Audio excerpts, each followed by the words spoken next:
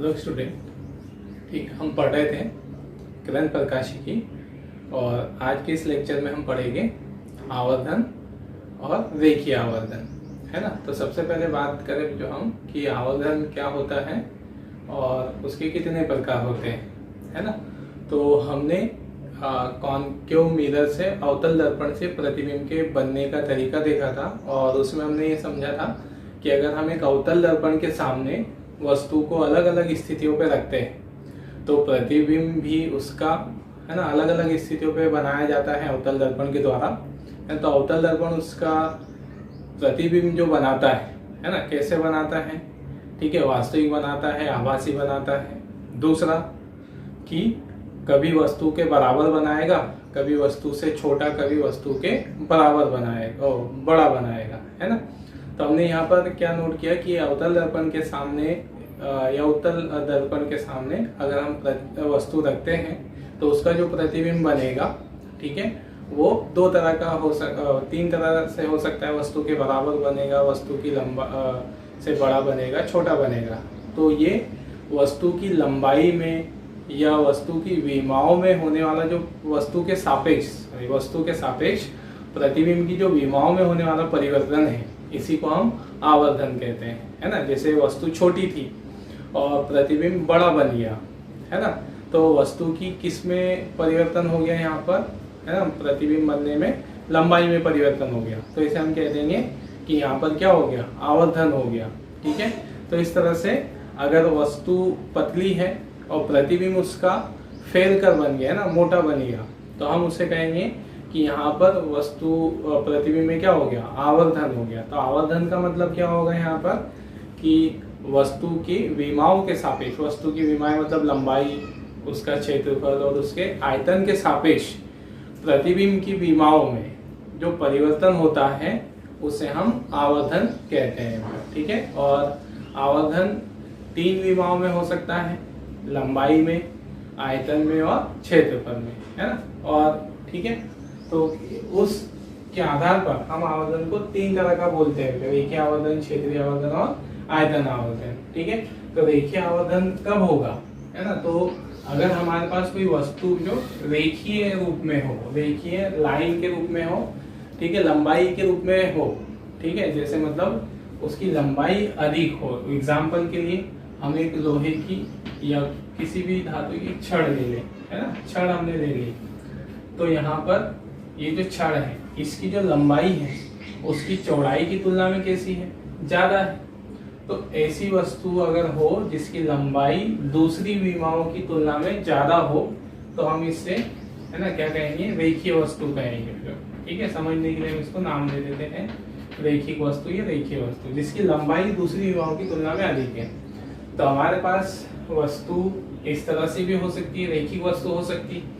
तो अगर वस्तु रेखिक हो, ओके, तो उसकी प्रतिबिंब में जो परिवर्तन होगा, ठीक है, तो यहाँ पर जो प्रतिबिंब बनेगा, ओके, ये हमने कह दिया कि एक रेखीय वस्तु है तो उसका प्रतिबिंब जो बना, तो प्रतिबिंब बनने में उसकी लंबाई में होने वाला जो परिवर्तन होगा वो ज्यादा होगा किसकी तुलना में, चौड़ाई की और मोटाई की तुलना में होने वाले परिवर्तन से। तो अगर वस्तु रेखिक वस्तु के रूप में हो, ठीक है, तो उसकी या लंबाई के रूप में हो तो परिवर्तन भी किसमें ही अधिक होगा, है ना। ये वस्तु हो गई हमारी, ये क्या हो गया, प्रतिबिंब। तो परिवर्तन किसमें ही होगा, लंबाई में ही ज्यादा परिवर्तन दिखाई देगा, ठीक है, मतलब दूसरी भुजाओं की तुलना में लंबाई में परिवर्तन ज्यादा होगा। तो ये वाला जो चेंज हुआ है ना, तब हम इसे क्या कहेंगे, रेखीय आवर्धन। यदि वस्तु की लंबाई के सापेक्ष प्रतिबिंब की लंबाई में सर्वाधिक परिवर्तन होता है ना, तो उसे हम क्या कहते हैं, रेखिक आवर्धन, ओके। वो निर्भर करेगा क्योंकि हमारे पास वस्तु किस प्रकार की है। वस्तु अगर क्षेत्रीय रूप में हो, मतलब अगर हमारे पास वस्तु कैसी हो, इस तरह से हो, एक, है ना, क्षेत्रफल के रूप में हो, ओके, मतलब यहाँ पर लंबाई और चौड़ाई, है ना, लंबाई और चौड़ाई लगभग बराबर है ना, मतलब हम इसको, ठीक है, ऐसा नहीं बोल सकते कि लंबाई बहुत अधिक है और चौड़ाई बहुत कम है, यहाँ दोनों तुलनात्मक रूप से बराबर है। तो इस स्थिति में अगर वस्तु पृष्ठ के रूप में हो, है ना। तो इस स्थिति में जो परिवर्तन होगा उस दोनों भुजाओं में बराबर होगा, है ना।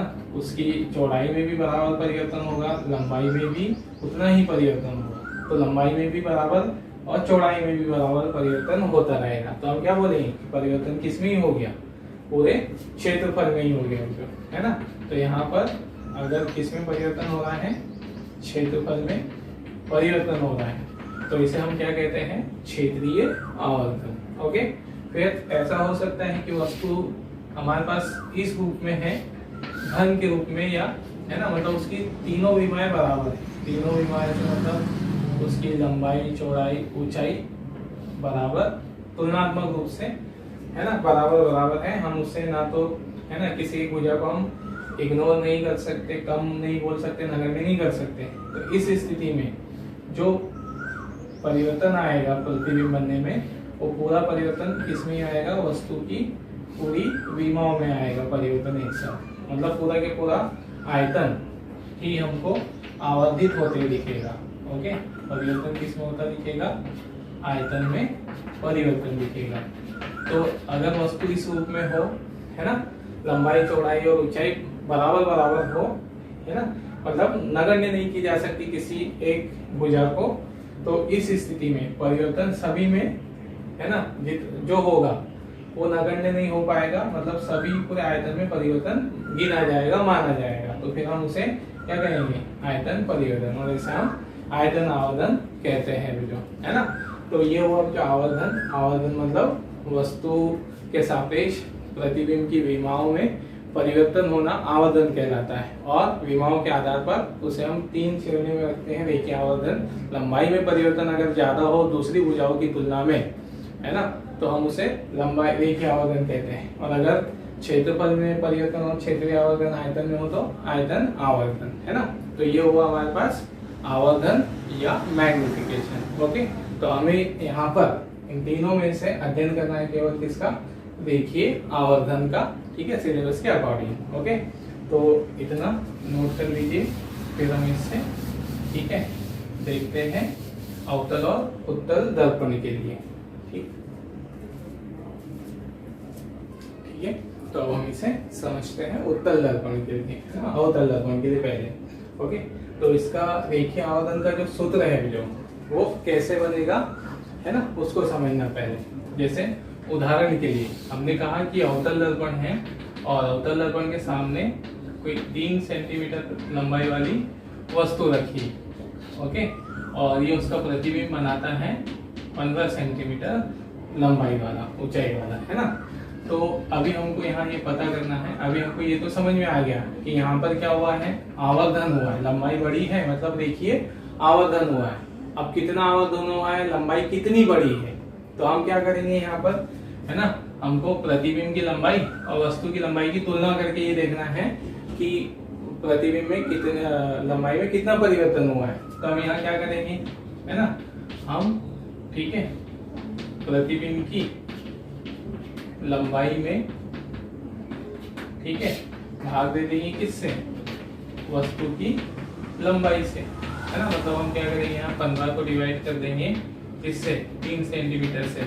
तो ठीक है, ये हमको समझ में आ जाएगा यहाँ पर कि जो प्रतिबिंब की लंबाई है वो वस्तु की लंबाई के कितने गुना ज्यादा है, 5 गुना ज्यादा है। तो इससे हमको समझ में आ गया कि आवर्धन, ठीक है, कितना हुआ है, 5 गुना ज्यादा हुआ है। तो कैसे निकाला गया ये आवर्धन, है ना, कैसे पता चला हमको कि वस्तु की लंबाई, प्रतिबिंब की लंबाई वस्तु की लंबाई से 5 गुना ज्यादा है। सिंपल सा हमने डिवाइड कर दिया, 15 को वस्तु प्रतिबिंब की लंबाई को भाग दे दिया किससे, वस्तु की लंबाई से।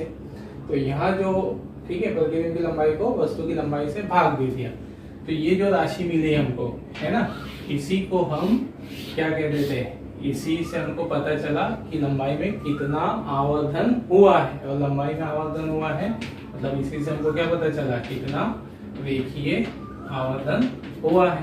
तो यही सूत्र बन गया उसका, प्रतिबिंब की लंबाई बटे वस्तु की लंबाई को ही हम क्या कहते हैं, रेखीय आवर्धन। ठीक है। तो ये इस प्रकार से उसका सूत्र बना, मतलब सीधे सीधे है कि वस्तु और प्रतिबिंब की लंबाई की तुलना करनी है तो दोनों को भाग दे दिया करते हैं, है ना। तो यहाँ पर परिभाषा उसकी यही हो जाएगी, ठीक है, वस्तु की प्रतिबिंब की लंबाई बटे वस्तु की लंबाई, या प्रतिबिंब की लंबाई तथा वस्तु की लंबाई का अनुपात रेखीय आवर्धन कहलाता है, इसे हम m से दर्शाते हैं, है ना। और प्रतिबिंब की लंबाई को हम I से दर्शाते हैं, ठीक है, और वस्तु की लंबाई को O से, ठीक है। इसे लंबाई को जो ऊंचाई भी लिखा जाता है ना, ठीक है। तो अब उसको हम सूत्र ये देखते हैं कि रेखीय आवर्धन किस पर निर्भर करेगा, ठीक है, मतलब प्रतिबिंब वस्तु की लंबाई कितने गुना बढ़ेगी, कितने गुना छोटी होगी, वो किस बात पर निर्भर करेगा, उसको हम गणितीय रूप से यहाँ पर निकालेंगे, ठीक है। तो पहला हम देख रहे हैं अवतल दर्पण के लिए, ठीक है, हमने यहाँ उसका किरण आरेख बना के रखा है, ठीक है, वस्तुबिंब प्रतिबिंब बनते हुए दिखाने के लिए। तो हमने यहाँ M1 M2 अवतल दर्पण ले लिया, ठीक है, P उसका ध्रुव है, उसके सामने कोई वस्तु रखी है AB, और ठीक है, इस वस्तु से दो किरणें हम ले रहे हैं, पहली मुख्य अक्ष के समांतर, तो ये परावर्तन के बाद कहाँ से जाएगी, मुख्य अक्ष के समांतर जाने वाली किरण फोकस से होकर जाती है, ओके। दूसरा तो यहाँ पर कि दूसरी किरण जो कहाँ पर आपतित हुई है, ध्रुव पर, तो ध्रुव पर जिस कोण पर आपतित होती है उसी कोण पर वापस वो परावर्तित हो जाती है ना, क्योंकि ये उस पे ध्रुव पे ये वाली किरण अक्ष जो है वो लंबवत होता है ना। तो यहाँ पर ठीक है, इस तरह से दोनों यहाँ मिलेगी परावर्तन के पश्चात, तो यहाँ वस्तु का वास्तविक प्रतिबिंब बना देगी, जिसे हमने नाम दे दिया क्या, A डैश और B डैश, ठीक है। तो प्रतिबिंब कैसा बना, वास्तविक बना, ठीक है। ये उससे संबंधित पद हमने यहाँ लिखे हैं, M1 M2 हो गया, वस्तु की अवतल दर्पण हो गया, ठीक है, AB हो गई वस्तु की लंबाई, हम उसको वस्तु की लंबाई या ऊंचाई बोल के चलेंगे। तो वस्तु की ऊंचाई को हम किससे दर्शाते हैं, जनरली O से दर्शाते हैं, ओके। और इसे हम किधर माप रहे हैं, प्रिंसिपल एक्सिस के ऊपर, मुख्य अक्ष के ऊपर, तो इसका चिन्ह कैसा आएगा, धनात्मक, है ना। हमने चिन्ह पढ़ी है, उसके नियम देखे हैं, मुख्य अक्ष के ऊपर सारी लंबाइयां पॉजिटिव, मुख्य अक्ष के नीचे सारी लंबाइयां नेगेटिव होती है। तो प्रति वस्तु ऊपर है तो पॉजिटिव हो, प्रतिबिंब किधर बना है, नीचे की ओर, तो इसकी लंबाई कितनी आएगी, माइनस आई आएगी, ठीक है। ये सारे पद लिखे है ना। और फिर u हो जाएगा वस्तु की दूरी, माइनस u, इधर है तो माइनस, प्रतिबिंब इधर ही बना है तो माइनस v, ठीक है। अब यहाँ पर देखें कि जो यहाँ इस किरण आरेख में दो क्या बन गए हैं, त्रिभुज बन गए, A B P, A dash B dash P, एक वस्तु और एक प्रतिबिंब के द्वारा बना है। तो ये दोनों त्रिभुज कैसे समान कोण को क्या कर रहे हैं, शेयर कर रहे हैं, समान कोण इनके हैं, तो ये समरूप त्रिभुज बनाएंगे, है ना। इनके दो कोण समान है, एक ये 90 अंश ये है, ये 90 अंश है, ये वाला और ये वाला कोण कॉमन है, आपतन कोण परावर्तन कोण, तो ये दोनों त्रिभुज कैसे होंगे, समरूप त्रिभुज। तो हम समरूप त्रिभुज की कॉन्सेप्ट का यूज करते हुए यहाँ पर रेखीय आवर्धन का मान निकालेंगे। तो पहले हम देख रहे थे समरूप त्रिभुज, है ना। तो समरूप त्रिभुज कौन कौन से हो गए हमारे पास, अतः ठीक है, समरूप त्रिभुज ए डैश बी डैश पी व ए डी पी में, है ना। मतलब हमने प्रतिबिंब से बनने वाले को पहला त्रिभुज माना एक बार, ए डैश बी डैश पी से, ठीक है। अब हमें मालूम है कि समरूप त्रिभुजों के भुजाओं का अनुपात समान होता है, तो यहाँ पर ठीक है क्या हो जाएगा, पहले त्रिभुज का लंब, है ना, बटे दूसरे त्रिभुज का लंब, ठीक है, और पहले त्रिभुज का आधार, ठीक है, कोई भी भुजाओं का अनुपात में समान होगा, और संगत भुजाओं, है ना, दूसरे त्रिभुज का आधार, ठीक है। तो यहाँ पर पहले त्रिभुज का लंब क्या हो गया, ए डैश बी डैश, और दूसरे का ए बी, ठीक है। तो यहाँ लिख दिया हमने A dash B dash upon A B. पहले का आधार कौन हो गया, पहले का आधार बी बी डैश, दूसरे का आधार पी बी, तो P B dash upon P B, ठीक है। मान रखते चले, ए डैश बी डैश क्या है यहाँ पे, माइनस आई वस्तु की लंबाई, और प्रतिबिंब की लंबाई अपॉन में प्लस ओ, तो ये आई अपॉन ओ, ठीक है, माइनस आई, ओके। और पी भी क्या है इधर, माइनस बी, प्रतिबिंब की दूरी, ठीक है, P B dash minus B और P B minus U C, ठीक है, यहाँ पे माइनस यू, ठीक है, ये minus minus cancel, minus I upon O V by U से, ठीक है। इसका इधर पक्षांतर कर दिया तो आई अपॉन ओ क्या बन गया, माइनस वी बाय यू से, है ना। ये हमारा किसका मान है, रेखीय आवर्धन का, ठीक है। तो रेखीय आवर्धन m किसके बराबर था, आई अपॉन ओ के, और आई अपॉन ए किसके बराबर आया है, माइनस बी अपॉन यू, ठीक है। तो ये हमारा एक कंक्लूजन निकला था यहाँ पे, ओके। क्या बात समझ में आई हमको कि जो रेखीय आवर्धन है, प्रतिबिंब और वस्तु की लंबाई में जो परिवर्तन होगा वो किसके सापेक्ष होगा, प्रतिबिंब की दूरी और वस्तु की दूरी पे। वैसे हमने समझा भी था प्रतिबिंब के अवतल दर्पण से जो प्रतिबिंब का बनना है ना। तो हमने क्या देखा था कि प्रतिबिंब बड़ा और छोटा होते जाता है, कितना बड़ा छोटा होते जाएगा तो वो किस पर ही निर्भर करेगा, दर्पण की, ठीक है। दर्पण से जैसे हमने देखा था जो ये वस्तु रखी है ना, ये वस्तु की दूरी और इधर ये प्रतिबिंब बना है। तो प्रतिबिंब हमने देखा था कि वस्तु के सापेक्ष बड़ा और छोटा बनते जाता है। तो किस आधार पे, किस पे निर्भर करता है, हम वस्तु को दर्पण के सामने आगे और पीछे ले जाते हैं, मतलब हम u को परिवर्तित करते हैं, है ना। उसके सापेक्ष कौन बदलता है, v। तो u और v के सापेक्ष ही क्या बदलती है, प्रतिबिंब की लंबाई बदलती है। तो वही हमारे पास निष्कर्ष आया कि रेखीय आवर्धन और दोनों की लंबाई का अनुपात वस्तु और प्रतिबिंब की दूरी के अनुपात के बराबर होता है, ओके।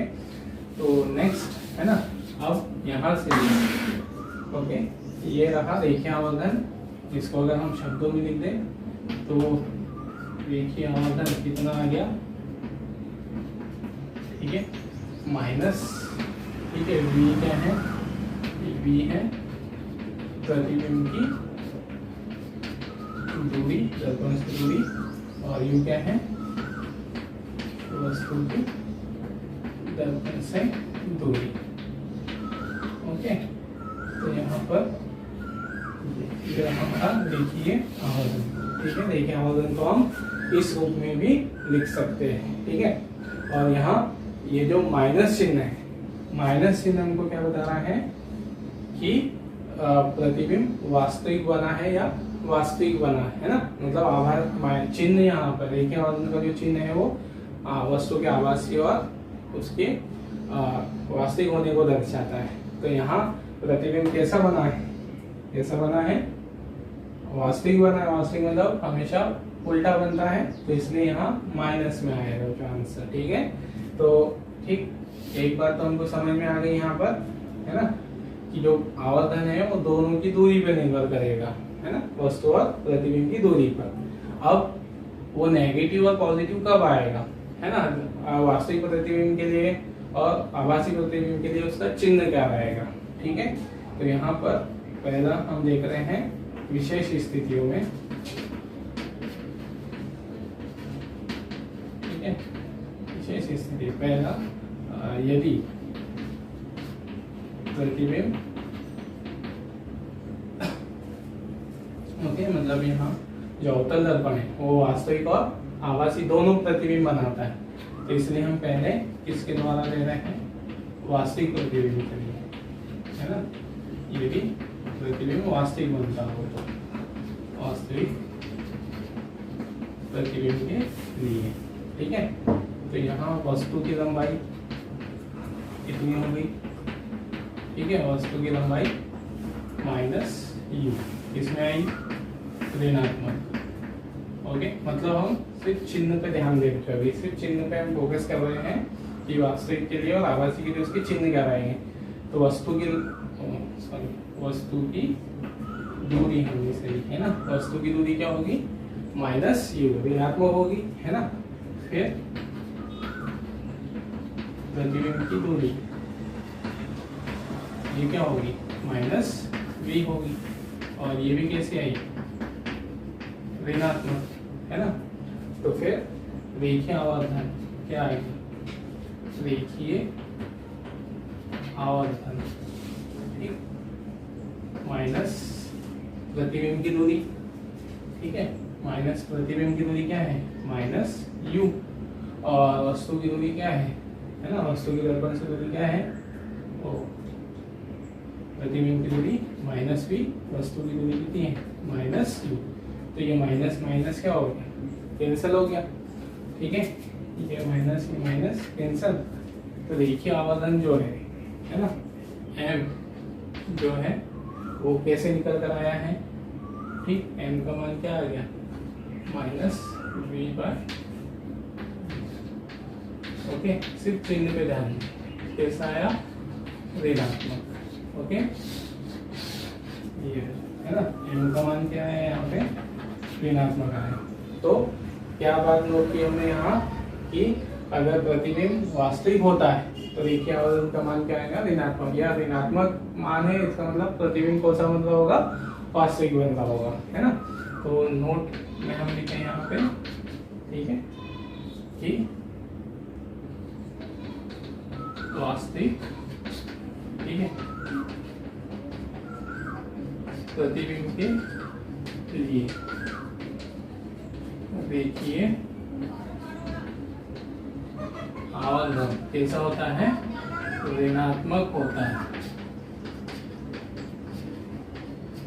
ठीक है। ये अब दूसरा जो हमारा ठीक है, अवतल दर्पण है, आभासी प्रतिबिंब भी बनाता है ना। तो इसके लिए हम आभासी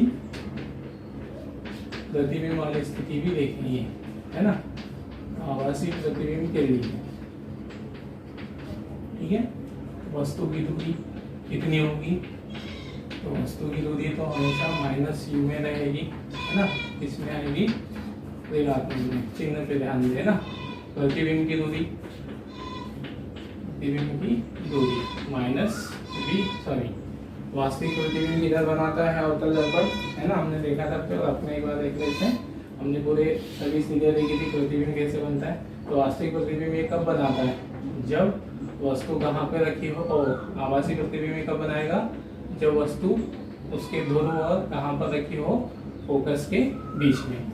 तो पहली किरण हमने ऐसे ली जो समांतर गई है, अपवर्तन के बाद कहाँ, परावर्तन के बाद कहाँ से जाएगी, फोकस, है ना। फिर दूसरी किरण हमने कहाँ से आपके होते हुए ली है, उसके वक्रता केंद्र से, है ना। चित्र थोड़ा सा समझ जाना। तो इस तरह हम इसको ऐसे आगे बढ़ाते हैं इन परावर्तित किरणों को, तो ये यहाँ से आती हुई प्रतीत होगी, है ना। थोड़ा समझने के लिए तो अपनी जल्दी बनाया है। तो क्या निष्कर्ष निकला हमारे पास कि ये वास्तविक प्रतिबिंब, आभासी प्रतिबिंब किधर बनाता है, दर्पण के पीछे। तो इधर उसकी दूरी क्या आएगी, v आएगी, है ना। ये हमने वैसे उसको प्रतिबिंब बनते हुए मैं अच्छे से समझा है उधर पहले वाले लेक्चर में, ठीक है। तो प्रतिबिंब की दूरी क्या है, पॉजिटिव में आएगी, ओके, धनात्मक, ठीक। फिर नेक्स्ट यहाँ पर देखें आभासी, तब रेखीय आवर्धन, ओके, तो रेखीय आवर्धन क्या आ जाएगा, प्रतिबिंब की दूरी, ठीक है, सतह में वस्तु की दूरी, ठीक। m is equal to minus प्रतिबिंब की दूरी माइनस v और वस्तु की माइनस u। तो ये माइनस माइनस प्लस हो जाएगा, m क्या हो गया, v/u, है ना। कैसा चिन्ह आया उसका, धनात्मक, ओके। मतलब रेखीय आवर्धन कैसा आ रहा है, धनात्मक आ रहा है जो। तो धनात्मक आवर्धन होने का मतलब यह है कि प्रतिबिंब कैसा होगा, आभासी होगा, है ना। तो नोट में हम लिखे यहाँ पर आभासी प्रतिबिंब के लिए, ठीक है, आभासी प्रतिबिंब के लिए, ठीक है। रेखीय आवर्धन कैसा होगा, धनात्मक होता है, ओके। ये होता है हमारा रेखीय आवर्धन। मतलब अभी हमने यहाँ पर क्या समझा, ठीक है। इस पूरे से हमारा निष्कर्ष क्या निकला कि हमें एक बात ये पता चली कि आवर्धन जो है वस्तु और प्रतिबिंब की दूरी के अनुपात पर निर्भर करेगा। तो जितना ज्यादा वस्तु और प्रतिबिंब की दूरी का अनुपात होगा, है ना, प्रतिबिंब उतना ही क्या होता जाएगा, उतना ही बड़ा होते जाएगा, है ना। इसका अर्थ क्या, और ये अनुपात अधिक कब होगा, है ना, V बाय अनुपात जितना अधिक, ठीक है, M उतना ही अधिक, M उतना ही अधिक मतलब प्रतिबिंब उतना ही क्या होता जाएगा, बड़ा होता जाएगा, ठीक है, बड़ा होता जाएगा। तो कैसे समझे हम इसको, जैसे है ना यहाँ पर दर्पण के सामने, है ना, V बाय U अधिक कब होता जाएगा, जब V का मान, है ना, इसका मान अधिक हो, ओके, और इसका मान कम हो, तो इसका अनुपात अधिक आएगा। अगर ऐसा हो तो अनुपात कैसा आएगा, अधिक आएगा, और अनुपात अधिक मतलब M अधिक, ठीक है।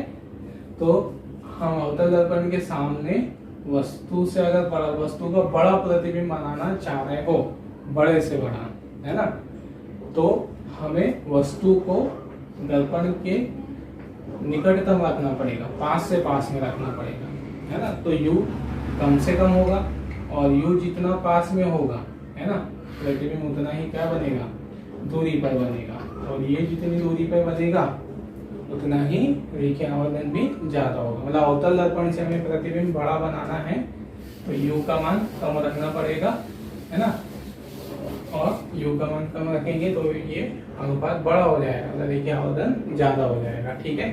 तो ये रहा बच्चों हमारे पास, ठीक है, रेखीय आवर्धन से हमारा क्या निष्कर्ष निकलता है। तो रेखीय आवर्धन हमें ये बताता है कि वो जो प्रतिबिंब कितना बड़ा बनेगा, तो वस्तु और प्रतिबिंब की दूरी पे निर्भर करेगा। दूसरा, उसके चिन्ह से हमें क्या पता चलता है कि वास्तविक प्रतिबिंब है या आभासी प्रतिबिंब है, ठीक है।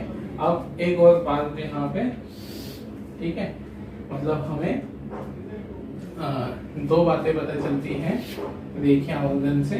जैसे रेखीय आवर्धन के परिमाण से, है ना, परिमाण उसके मैग्नीट्यूड से, संख्यात्मक मान से, और परिमाण से हमको यहाँ पता चलता है, ठीक है, प्रतिबिंब की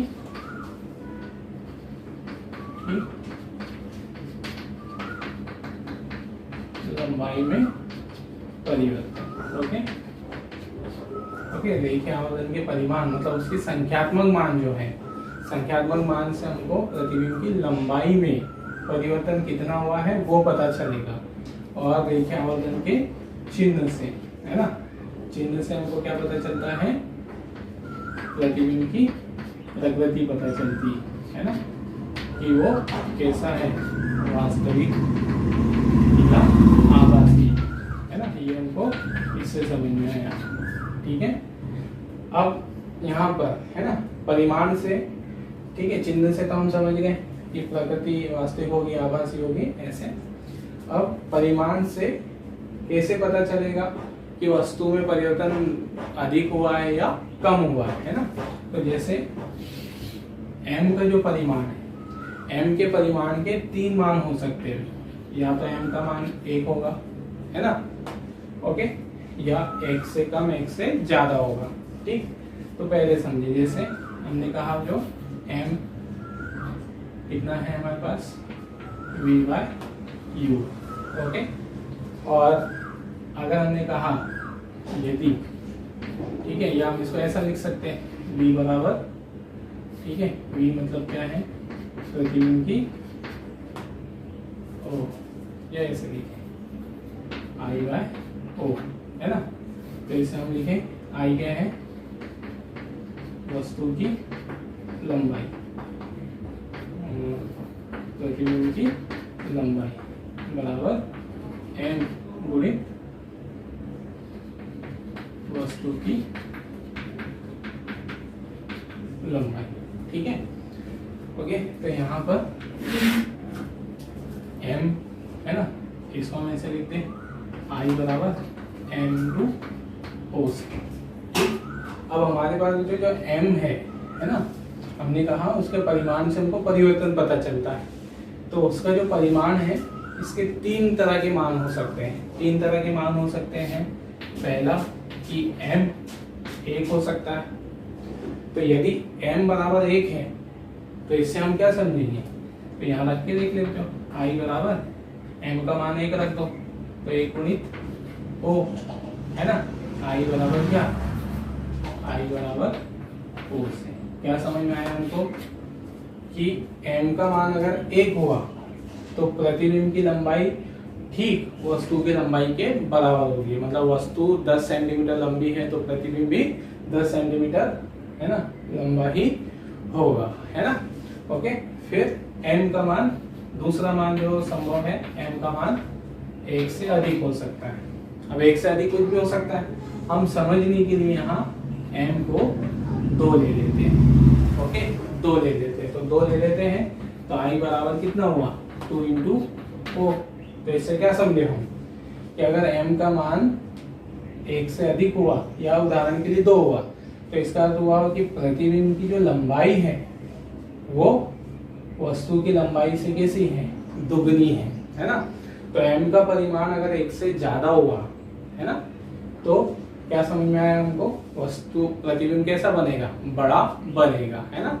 ठीक है, धनात्मक आवर्धन होगा, ठीक है, बड़ा बनेगा प्रतिबिंब। दूसरा, तीसरा जो m क्या है, तीसरा मान क्या हो सकता है परिमाण का कि m 1 से छोटा हो सकता है। तो समझने के लिए हमने m का मान 1/2 ले लिया। तो i कितना हो गया यहाँ, 1/2 इंटू o, है ना, ये वाला। तो इससे हम क्या समझ रहे हैं कि प्रतिबिंब की लंबाई वस्तु की लंबाई के आधी बनी है ना, आधी बनी है। तो इससे हमारा क्या समझे हम कि m का परिमाण अगर 1 से कम हुआ तो प्रतिबिंब छोटा बनेगा, जो है ना। और ठीक है, छोटा कब बनेगा प्रतिबिंब, वस्तु की दूरी और उससे कैसे पता चलेगा, जैसे है ना हमने कहा v बाय u 1/2 है, m बराबर हमने बोला 1/2 है, तो v बाय u 1/2, तो v बराबर ठीक है u बाय 2। इसका अर्थ क्या हुआ कि वस्तु ज्यादा दूरी पर होगी। मतलब छोटा प्रतिबिंब कब बनता है, छोटा प्रतिबिंब कब बनेगा दर्पण से, जब कौन ज्यादा हो, u ज्यादा हो, है ना, या ऐसे लिखो u दुगना हो किससे, v से, है ना। मतलब हमको ये बात समझ में आई कि m का परिमाण अगर 1 से छोटा है, समझने के लिए 1 से छोटा है, 1/2 है, तो 1/2 है तो प्रतिबिंब कैसा बनेगा, छोटा बनेगा। अब प्रतिबिंब छोटा कब बनेगा, तो वो हमने कहा था कि वो निर्भर करेगा वस्तु की दूरी और प्रतिबिंब की दूरी पे। तो इस स्थिति में है ना, अगर प्रतिबिंब आधी लंबाई का बनता है, आधी लंबाई का बनता है, तो वस्तु कहाँ पर होगी, तो वस्तु प्रतिबिंब की लंबाई से दुगनी दूरी, और सॉरी प्रतिबिंब की दूरी से दुगनी दूरी पर होगी। मतलब वस्तु अगर प्रतिबिंब 5 सेंटीमीटर पे बन रहा है तो वस्तु कहाँ पर रखी होगी, 10 सेंटीमीटर की दूरी पर। मतलब रेखीय आवर्धन से हम क्या क्या पता लगा सकते हैं, तो रेखीय आवर्धन से हम ये पता लगा सकते हैं कि वह प्रतिबिंब आभासी है, वास्तविक है ना, और वस्तु की और प्रतिबिंब की दूरी क्या होगी, है ना, सापेक्षिक दूरी क्या होगी कि वस्तु कहाँ रखा होगा, प्रतिबिंब कहाँ रखा होगा, ऐसे जैसे ये हमने उदाहरण से समझा। दूसरा कि हम ये पता लगा सकते हैं उसके परिमाण से कि प्रतिबिंब बड़ा बना है या छोटा बना है जो। ओके, तो रेखीय आवर्धन से हमको इतनी बातें पता चलती हैं, उसके परिमाण से हमको पता चलता है प्रतिबिंब की लंबाई में होने वाला परिवर्तन, ठीक है, और ठीक चिन्ह से पता चलता है प्रतिबिंब की प्रकृति क्या होगी, वास्तविक और आभासी, या है ना, ऐसे। तो यहाँ पर जो ये हम किसके लिए देख रहे थे, अवतल दर्पण के लिए। तो अवतल दर्पण के लिए हमने क्या नोट किया है यहाँ, अवतल दर्पण के लिए एक चीज और ध्यान रखें यहाँ, ठीक है, विशेष स्थितियों में, ठीक है, अवतल दर्पण के लिए, ठीक है, m का मान कैसा भी होगा, 1 से छोटा भी होगा, 1 के बराबर भी होगा, और 1 से बड़ा भी होगा, है ना। क्यों ऐसा हमने समझा उधर कि अवतल दर्पण वस्तु के बराबर, वस्तु से छोटा और वस्तु से बड़ा प्रतिबिंब भी बनाता है। तो अवतल दर्पण के लिए रेखीय आवर्धन के मान, तीनों मान संभव हो सकते हैं, है ना, और धनात्मक और ऋणात्मक भी हो सकते हैं। तो अगर हमने कहा अवतल दर्पण के लिए रेखीय आवर्धन -1 है, तो इसका अर्थ है कि प्रतिबिंब वास्तविक बन रहा होगा और प्रतिबिंब की लंबाई और वस्तु की लंबाई दोनों समान होगी। ठीक है, तो ये रहा हमारे पास रेखीय आवर्धन और उसमें हम क्या क्या बातें समझ सकते हैं। ठीक है, प्रतिबिंब और वस्तु से रिलेटेड, है ना, किसके लिए, अवतल दर्पण के लिए। ठीक है, इसे नोट कर लीजिए। ओके, अब हम इसे उत्तल दर्पण के लिए देखते हैं, है ना, इसकी सिद्धता। ठीक है, तो यहाँ पर सेकेंड हम ले रहे हैं ये चीजें उत्तल दर्पण के लिए। ठीक है, उसका किरण आरेख हम समझे। ठीक है, ये हमने ले लिया कोई उत्तल दर्पण जिसका नाम हमने दे दिया M1 M2। ठीक है, इसके सामने हमने कोई वस्तु ले ली, ठीक, और वस्तु से प्रतिबिंब, वस्तु को दर्शा दिया AB से, प्रतिबिंब बनते हुए दिखाना है ना। तो हमने पहली किरण ली मुख्य अक्ष के समांतर। तो ये परावर्तन के बाद कैसे जाएगी, जैसे कहाँ से आ रही हो, दर्पण के फोकस से। तो इसे हम पीछे बढ़ाएंगे, तो ये कहाँ पे प्रतिच्छेद करेगी, दर्पण के फोकस पर। ठीक है, दूसरी किरण हमने ली यहाँ पर, जो दर्पण के ध्रुव पर प्रतिच्छेद आपतित हो रही। तो ठीक है, परावर्तन के नियम से ये उसी कोण पर परावर्तित हो जाएगी, है ना, क्योंकि ये जो मुख्य अक्ष है ये दर्पण पर लंब होता है, तो लंबवत होता है। तो ये कोण और ये इसी कोण पर वापस लौट जाएगी, है ना। तो इस तरह से यहाँ पर ये दोनों किरणें वास्तविक रूप से कहीं नहीं मिलेगी, लेकिन हम इन्हें पीछे बढ़ाएंगे इससे, है ना। तो ये हमको इस बिंदु पर मिलते ही प्रतिच्छेद मिलते हुए दिखाई देगी, प्रतीत होगी। तो यहाँ वस्तु का आभासी प्रतिबिंब बनेगा, जिसका नाम हमने दे दिया A' B'। ओके, फिर ये वस्तु की दूरी और प्रतिबिंब की दूरी लिख दे। ये वस्तु की दूरी -u में रहेगी, है ना। प्रतिबिंब इस बार दर्पण के पीछे बना है, तो ये B पॉजिटिव में रहेगा। ओके, और AB वस्तु की लंबाई पॉजिटिव हो रहेगी, है ना, और A' B' ये -i पॉजिटिव i रहेगा। ओके, तो यहाँ पर उससे संबंधित पद हम देख रहे हैं। M1 M2 क्या है हमारा उत्तल दर्पण। AB +4 रहेगा, प्लस लिखने की आवश्यकता नहीं, वस्तु की लंबाई है, वस्तु की ऊंचाई। A' B' प्रतिबिंब की ऊंचाई रहेगी, है ना, और क्या रहेगी, पॉजिटिव में रहेगी इस बार, क्योंकि मुख्य अक्ष के ऊपर लंबाई माप रहे हैं। ठीक है, वस्तु की लंबाई, वस्तु की दूरी क्या होगी, -u रहेगी, है ना, और इधर है तो प्रतिबिंब की दूरी क्या होगी, इस बार पॉजिटिव v रहेगी। ठीक है, ये फिर सेम इसमें भी जो हम वही इसका उपयोग करेंगे समरूप त्रिभुज का, क्योंकि ये दोनों त्रिभुज समान कोणों को क्या कर रहे हैं, है ना, समान कोण पर बन रहे हैं। दो ये कोण इनमें समान है, एक ये लंबवत है, इसमें भी एक कोण लंब है, ये कोण और ये कोण समान है। तो इसलिए यहाँ पर ओके ये दोनों त्रिभुज समरूप त्रिभुज होंगे। तो सेम वही हम ले रहे हैं, मतलब थोड़ा सा ही चेंज आएगा उत्तल दर्पण वाले समीकरण में, उसमें है ना चिन्ह का परिवर्तन आएगा, बस बाकी सब एज इट इज आएगा, इसलिए हमने इसको मिटाया नहीं है ना, इसी में थोड़ा परिवर्तन कर देंगे। तो समरूप त्रिभुज वही ले रहे हैं हम यहाँ पे, पहले त्रिभुज का लंब दूसरे का लंब, है ना यहाँ पर। ठीक है, पहले त्रिभुज का लंब हो गया A' दूसरे का लंब हो गया AB। ठीक है, पहले का आधार हो गया PB' दूसरे का आधार हो गया PB, है ना। अब मान रखते चले तो यहाँ A' क्या है, पॉजिटिव I है ना, और यहाँ पर PB कैसा है, यहाँ PB' V है और PB जो है वो -u है ना, -u। तो इस तरह से ये माइनस क्या होगा यहाँ पे ऐसे, है ना। तो देखिए आवर्धन क्या आ गया, I/O = -v/u से। ठीक, फिर m का मान इस तरह से लिख दिया, देखिए आवर्धन को शब्दों में लिख दिया, प्रतिबिंब की दूरी बटे वस्तु की दर्पण से दूरी, या वस्तु की दूरी लिख सकते हैं सिर्फ। ओके, वस्तु की दूरी। ठीक है, ये वाली, है ना। अब यहाँ पर सेम इसमें भी, ठीक है, यहाँ रेखीय आवर्धन इसके लिए जो विशेष स्थिति अब हम देख रहे हैं, तो जो हमारा अवतल दर्पण है, सॉरी उत्तल दर्पण है, उत्तल दर्पण केवल कौन सा प्रतिबिंब बनाता है, आभासी प्रतिबिंब बनाता है, इससे वास्तविक प्रतिबिंब नहीं बनता, तो इसके लिए ये वाली स्थिति नहीं आएगी, है ना। इसके लिए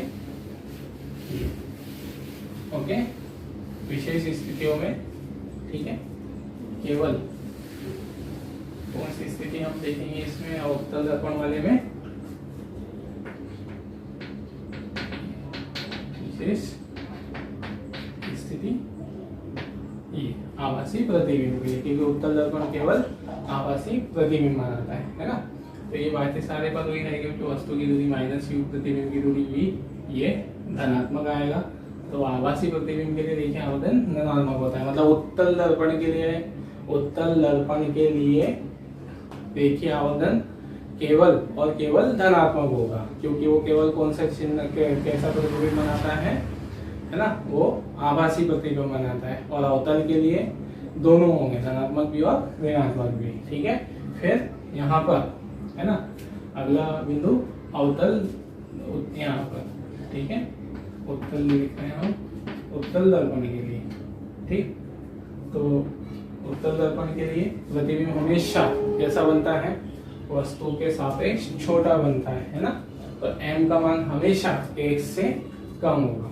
तो ठीक है, अवतल दर्पण के, उत्तल दर्पण के लिए m का मान हमेशा 1 से कम और हमेशा धनात्मक होगा, है ना। ठीक है, ये बात हम ध्यान रखेंगे, ठीक।